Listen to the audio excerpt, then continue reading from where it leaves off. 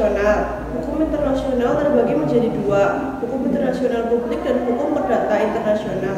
Hukum internasional publik adalah keseluruhan kaidah dan asas hukum yang mengatur hubungan atau persoalan yang melintasi batas negara dan bukan bersifat perdata. Hukum perdata internasional adalah kaidah hukum yang mengatur hubungan perdata antara pelaku hukum dari negara berbeda. Asas-asas hukum internasional.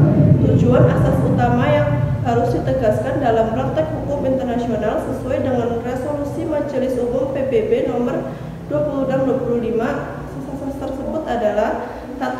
Setiap negara tidak melakukan tindakan berupa ancaman atau agresi terhadap keutuhan wilayah dan kemerdekaan negara lain. 2. Setiap negara harus menyelesaikan masalah internasional dengan cara damai. 3. Tidak melakukan intervensi terhadap urusan dalam negeri negara lain. 4. Negara berkewajiban menjalin kerjasama dengan negara lain berdasarkan piagam PBB. 5. Asas kesamaan hak dan penentuan nasib sendiri. 6. Asas kesamaan kedaulatan dari negara. 7. Setiap negara harus dapat dipercaya dalam memenuhi kewajiban. Sumber hukum internasional. 1. Dasar kekuatan mengikatnya hukum internasional.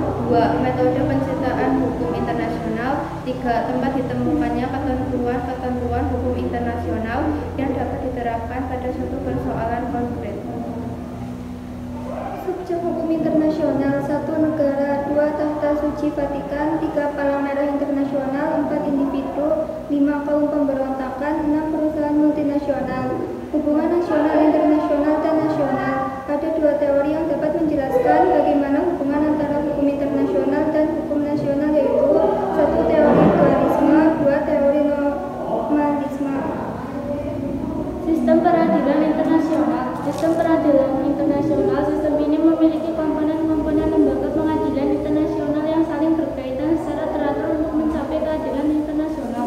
Komponen-komponen terdiri dari Mahkamah Internasional, Mahkamah Pidana Internasional, Panel Khusus dan Spesial Pidana Internasional, dan Mahkamah Internasional. Penyebab dan penyelesaian sengketa internasional secara damai. Penyelesaian sengketa melalui pengadilan. 1. Arbitrase internasional. Pengajuan sengketa internasional kepada arbitrator yang dipilih secara bebas oleh para pihak yang memberi keputusan. 2. Penyelesaian yudisial. Penyelesaian sengketa internasional melalui suatu pengadilan internasional. 3. Penyelidikan merupakan penyelesaian sengketa yang kurang formal dibandingkan dengan arbitrase.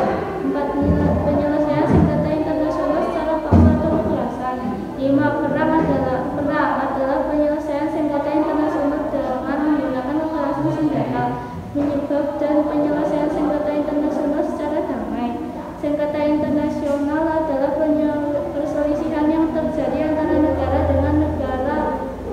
dengan individu atau negara yang badan-badan lembaga yang menjadi subjek hukum internasional. Beberapa sebab terjadinya sengketa. 1. Salah satu pihak tidak memenuhi kewajiban dalam perjanjian internasional. 2. Perbedaan penafsiran mengenai isi perjanjian internasional. 3. Perbedaan sumber-sumber ekonomi. 4. Perebutan pengaruh ekonomi, politik, ataupun keamanan regional dan internasional. 5. Adanya intervensi terhadap kedaulatan negara lain. 6. Penganiayaan terhadap harga diri bangsa. Penyelesaian sengketa internasional melalui RI. Ada 5 aturan yang menjadi dasar dan rujukan proses Presiden RI. Piagam PBB serta studi aturan mahkamah, panduan praktek, dan resolusi tentang judicial internasional mahkamah. Mekanisme persidangan atau proses berencana. Mekanisme normal, penyerahan perjanjian khusus atau aplikasi pembelajaran terkait. Mekanisme khusus,